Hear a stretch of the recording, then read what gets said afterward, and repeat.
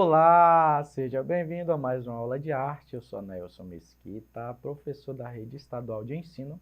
E na aula de hoje a gente vai falar um pouquinho sobre o melodrama circense. Mas, professor, o que é isso? A gente vai já entender sobre este tema muito bacana, viu? Para você que não conhece, né? Quem conhece já sabe o que significa. Pegue a sua caneta, tá? O seu caderno, para fazer algumas anotações importantes. E na sua aula de arte você pode tirar dúvida aí com o seu professor, né? Sobre o melodrama circense. Tudo bem? Então vamos lá, olha só.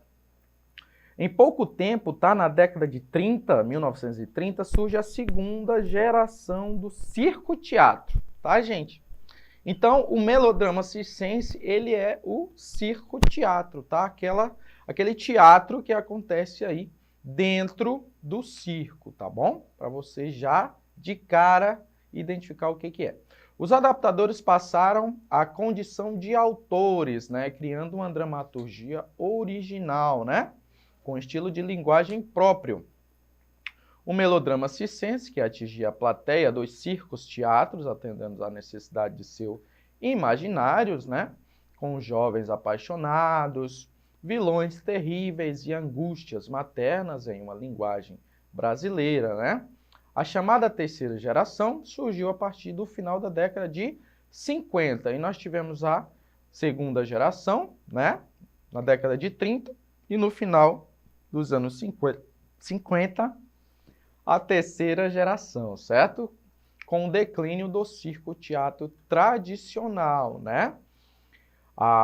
E atingiria o seu auge na década de 60 e 70, tranquilo? Então, sem mais delongas, né? O circo-teatro é o circo feito aí, o circo-teatro, o melodrama circense é o teatro feito aí dentro aí do circo, né? Onde a gente vai para ver aí os palhaços, ver as acrobacias, observar aí o espetáculo dos palhaços, enfim, certo? Seja pelas inúmeras crises financeiras, a gente sabe que esse modo, né, esse tipo de teatro, ele tem algumas peculiaridades, tá? E numa delas é a questão financeira. A gente sabe que um circo ele nunca para no mesmo lugar, até mesmo para não ter, né, aquele viés de que, poxa, tá há muito tempo, as pessoas já se acostumaram com aquelas apresentações, né? Então, eles partem para outro lugar, certo?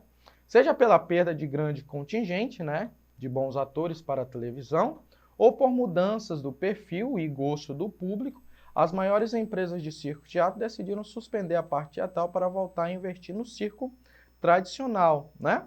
Então, acontece também muito disso, que as pessoas aprendem muitas coisas aí no circo, né? E aí passam aí para outros patamares aí da dramaturgia, né? Tornando-se atores aí de TV e, enfim, fazendo o seu próprio espetáculo, certo? Funcionários desses circos acabaram comprando material de cena e figurinos e sem condições de contratarem um elenco de artistas circense e sem habilidades para executarem, eles mesmos, os números acrobáticos, né, fundaram circos que eram destinados quase que exclusivamente às encenações teatrais, né? Então, com o fim aí dos grandes circos, as pessoas que os profissionais que são apaixonados por essa arte acabam comprando esses materiais para utilizarem e fazerem aí os seus espetáculos, tranquilo? Geralmente, esses circos apresentam, né, uma primeira parte reduzida, né? Aqui nós estamos na forma. Há poucos 4 ou 5 números circenses, muito simples, e uma segunda parte com uma peça, né? Uma peça teatral, baseada nos dramas tradicionais ou chanchadas, onde o palhaço do circo atua caracterizado, como nas comédias de picadeiro anteriores à estruturação do circo-teatro, né? Então aí nós temos falando um pouco aí da forma que é este espetáculo, né? Nós temos aí essa primeira parte com 4 a 5 apresentações E aí a segunda parte que entra uma peça teatral, né? Para quebrar um pouco o clima. Tranquilo? Na questão da dramaturgia, né? Uma das características mais fortes do melodrama é a rigorosa oposição de vontades e interesses de dois grupos de personagens, definidos claramente em seu antagonismo, né? Aquele que está antes ou anterior a alguém, como os bons e os maus. Então tem sempre essa representação, né? De um vilão e um mocinho em várias aí das peças dos autores do melodrama circense e que agem firmemente dentro de suas premissas, né? Dentro daquilo que ele acredita na busca dos seus objetivos ou pelos seus objetivos, né? Essa bipolaridade também se faz presente no encadeamento das ações e suas consequências, tá? Sempre presente, né? Perseguição dos bons e pelos maus, certo? Ou seja, na verdade aqui o texto está falando que os maus perseguem aqui os bons, tá? Fazendo com que a trama se desenvolva em uma constante alternância de momentos, né? De euforia, tristeza, tranquilidade, desespero, esperança e angústia, levando sempre à esperada punição dos maus, né? Como é aquilo que a gente sempre espera em uma história, né? Em que existe um vilão e um mocinho. Sempre que aquele vilão ele vai pagar pelo mal que ele fez, né? É isso que a gente espera, na é verdade? Mas nem sempre a felicidade, né, dos bons, tranquilo? Então, às vezes, o bom, ele não existe aí um final feliz, né? Em outras palavras, nessa questão da dramaturgia do melodrama circense, né? Então, existe aí sempre essa alternância, né? E sempre esses momentos que a gente vai privilegiar dentro da história, né? Mas existe aí há controvérsias também sobre esses finais, né? Às vezes o bom ele não terá um final feliz, né? Ou totalmente feliz, digamos assim. Tranquilo?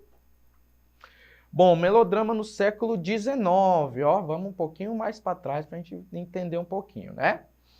De desfecho infeliz, tá? Eram as de maior sucesso entre o público, ou seja, as pessoas gostavam quando o mocinho ele não tinha um final feliz, né?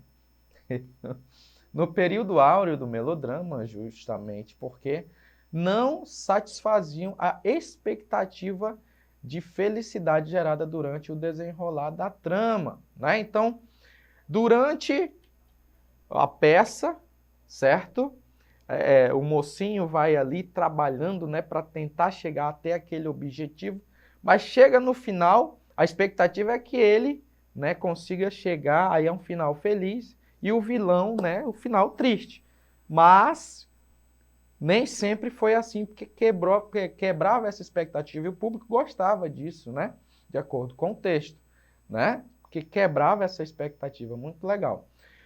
Instigando a reflexão e a discussão também para o público, né, sobre os pontos que poderiam ter tido soluções diferentes, né, dentro daqueles momentos da trama, tornando a peça intensamente comentada.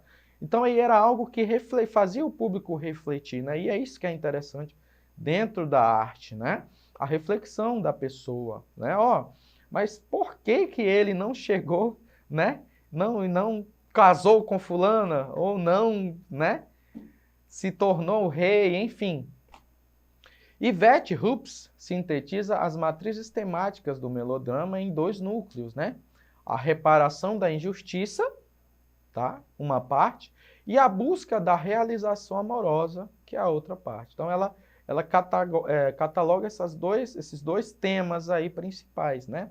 Ambos podem estar entrelaçados, né? Como no caso de E o Céu Uniu Dois Corações, né? Que é em busca da realização amorosa, certo? Em que estão igualmente presentes e ligados em sua origem, né? Certo? No desenvolvimento desses temas, né, como recursos inerentes ao melodrama e catalisador das fortes emoções, estão as revelações, né? Não há melodrama sem surpresas, tá vendo? Uma característica do melodrama, certo? A surpresa que precisa acontecer, né? Que é legal que aconteça dentro daquela trama, seja por meio de cartas, pelo reconhecimento de objetos, tá? Ou traços pessoais, tranquilo? As revelações são um recurso fundamental para o autor desse tipo de texto, né? Que pode alterar o rumo da trama quantas vezes e de quantas maneiras lhe convier. Então essas surpresas, né? Elas acontecem como caminhos, né? Que podem direcionar aí o autor para alguns pontos diferentes daquilo que ele quer fazer, né? Em busca do maior impacto aí sobre a plateia. Deste modo, o autor joga com infinitas possibilidades, né, para a sua trama. Olha só que interessante, tá vendo? Né? No melodrama, o público está diante de uma longa sucessão de nós, né? Desenlaces e pequenos clímax, né, que chegam aí, que se encadeiam até o clímax final, tá? Essa aqui também é uma forma, tranquilo? Em um arremate geralmente espetacular, apoteótico, né? Outro aspecto importante ou importantíssimo é a diferença entre os antagonistas, né, o bem e o mal, na condução da trama e construção dos personagens. Geralmente, os personagens maus são muito mais audaciosos e impetuosos, né? Fazendo com que os bons assumam seu papel heróico por oposição àquela coisa, né, àquela maldade que ele contém, né? Então, como ele não gosta ou não acredita naquele tipo de pensamento, ele se opõe a ele, né? E isso o gera, torna automaticamente um certo herói, né? Toda ação é impelida pela perseguição por alguma atitude cruel ou árdil que trará consequências e que mobilizarão outros personagens, né? Então, dentro dessa trama, né, eles vão pegando aí particularidades e vão trazendo essas particularidades, né, para a trama. Com relação aos recursos, né, vamos entender um pouquinho quais os recursos que aparecem nesse tipo de teatro já, né? Alguns recursos são muito empregados no melodrama na busca pelo maior impacto emocional sobre a plateia, né? Então eles utilizam bastante isso, né? Um deles é o próprio som, né? A parte plástica, sonora, a questão visual, né? As luzes, tá? O uso de punhal ou veneno na morte ou ameaça de morte dos heróis, tá? Não é veneno de verdade, tá, gente? Só para você... É como se fosse, tá? Não é veneno de verdade. Ninguém morre aqui não, de verdade, né? Cenas em prisões, né, onde eles colocam realmente os personagens em prisões, calabouço, masmorras, certo? E a morte do ente querido, né? São recursos aí que eles utilizam para impactar ainda mais a plateia, né? Isso é muito interessante quando você utiliza esses recursos. Você vai ter uma resposta aí bem interessante. Tranquilo? Bom, falamos um pouquinho sobre o melodrama, né? Não muita coisa, porque não dá tempo realmente. Para finalizar a aula de hoje, vamos responder somente uma pequena atividade. Olha só, a gente viu que nós falamos sobre sobre a segunda e a terceira geração, né? Quando se inicia a terceira geração do melodrama circense? Foi na década de 30? Foi na década de 20? Foi no início da década de 50 ou no final da década de 70? Né? Você que prestou atenção, pode voltar a aula aí, né? Mas a ideia é que não volte. Bom, então parabéns para você que marcou a letra C de certa, né? Início aí da década de 50, beleza? Por hoje é só, não esqueça de acessar a nossa plataforma Eduque e até a nossa próxima aula. Até mais.